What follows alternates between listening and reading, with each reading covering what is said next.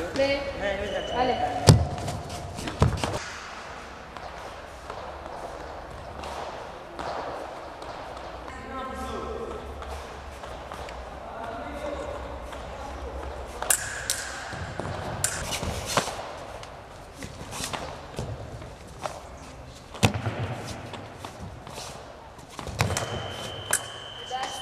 ин намуди варзиш соли 2013 бо дастгирии Федератсияи шамшербозон дар шаҳри Кӯлоб кушода шуд. Айни замон дар мактаби мо зиёда аз 15 нафар шогирдон машқ мекунанд ва дар тӯри 3 соли фаъолияти худ 5 нафар шогирдони мо тавонистанд ки дар чемпионати республика ки дар шаҳри Душанбе гузашта буд 5 нафар соҳиби ҷойҳои намоён шуданд. Аз ҷумла худам сазовори ҷойи якум гаштам. Инчунин аз намуди шпага мо дар инҷо фаъолият мекунем ва шогирдони мо аз ин намудам соҳиби ҷойи дуюм ва сеюм гаштанд. Дар оянда нақша дорем фаъолияти худро васеъ карда ва бисёри ҷавононро ба ин намуди варзиш ҷалб намоем, чунки намуди олимпӣ аст.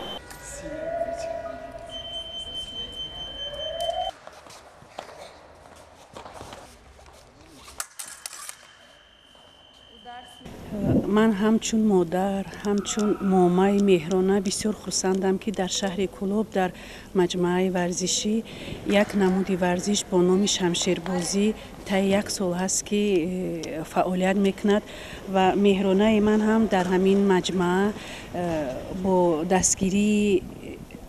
дастгирии тренери аминҷа Манижа Зардиева фаъолият карда истодааст ва имрӯз дар мусобиқаи кушод ин кас иштирок мекунад ва ман хеле хурсандам, ки набирачаи ман дар ин чорабинии варзишӣ иштирок мекунад ва мо ҳам аз тарафи худ кӯшиш ба харҷ медиҳем, ки барои равнақ ривоҷ ёфтани ҳамин намуди варзиш, яъне ки шамшербозӣ, ҳиссаи худро гузорем ва ман умед дорам, ки меҳронаи мо дар ин бозӣ ягон ҷои намоёнро ишғол мекунад.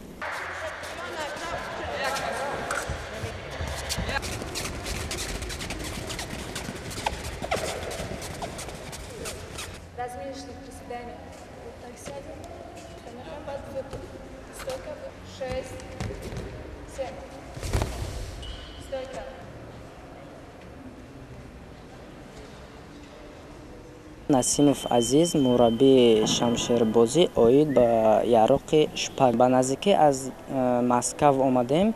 Дар он ҷо мо иштирок кардем аз намуди яроқи шпага. Танҳо 2 нафар духтар ва 3 нафар бача иштирок кард. Албатта бо ягон медал ёки ҷом мо нагирифтем, лекин хуб баромад кардем. Аз кадом сабаб? Аз сабабе ки мисол яроқи мо 400 нафар одам буд. Аз ҳамаи яроқҳо боша 1500 зиёда одам иштирок кард аз ҳамаи давлатҳои ҷаҳон.